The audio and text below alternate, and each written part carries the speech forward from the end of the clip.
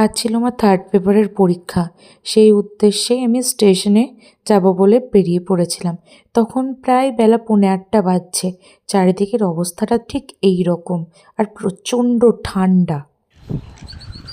আজকে মারাত্মক ঠান্ডা, বাপরে বেরোনো যাচ্ছে না। প্রায় বেলা 8টা বাজে এখন, চারদিকে এই অবস্থা।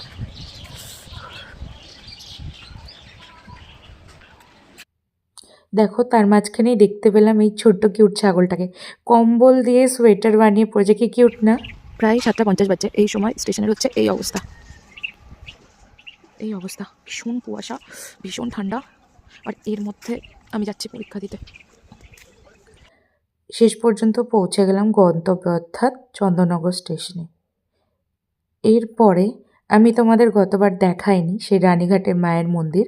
প্রত্যেক দিন আমি এখানে আগে আসি, মাকে নমস্কার করি, তারপর আমি পরীক্ষা দিতে যাই। এরপর নেমে চলে এলাম এই যে মায়ের ঘাটের দিকে, মন্দির সংলগ্নই ঘাটটা। তারপরে এ দেখো জগদ্দল ফেরিঘাট, ঘাট পেরোলেই কিন্তু জগদ্দল। আর এটা হচ্ছে বজরংবলীর মন্দির। এখানেও প্রণাম করে আমি চলে গেলাম আমার সেই ফেভারিট জায়গাটা, যেখানে গিয়ে কিনা আমি প্রত্যেকবার বসি।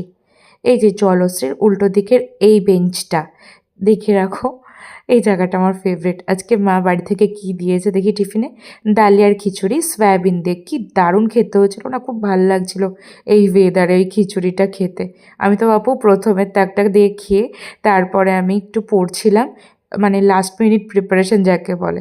তারপর কিছুক্ষণ পড়ে নিয়ে আবার সামনের দিকে এগিয়ে গেলাম।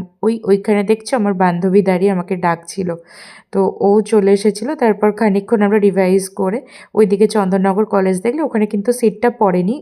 ওরই আরেকটা বিল্ডিং যেটা হচ্ছে কবিগুরু ভবন, সেইখানে আমাদের সিট পড়েছিল। আর ওয়েদার দেখো, এটা 10:30টার সময়, এই যে এইখানে আমাদের সিট পড়েছিল। তো পরীক্ষা দিয়ে বেরোনোর সময় ভাবলাম কলেজটা তোমাদের দেখায়, বেশ সুন্দর ছিমছাম পরিবেশ।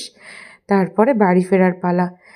বিকাল 3টে বাজে, তখন এই ওয়েদার, আর গঙ্গার ধারে দেখো পুরো কুয়াশা, কি ভালো লাগছে না? আর তারপর চলে এসেছিলাম স্টেশন, আর আস্তে আস্তে এবার বাড়ি।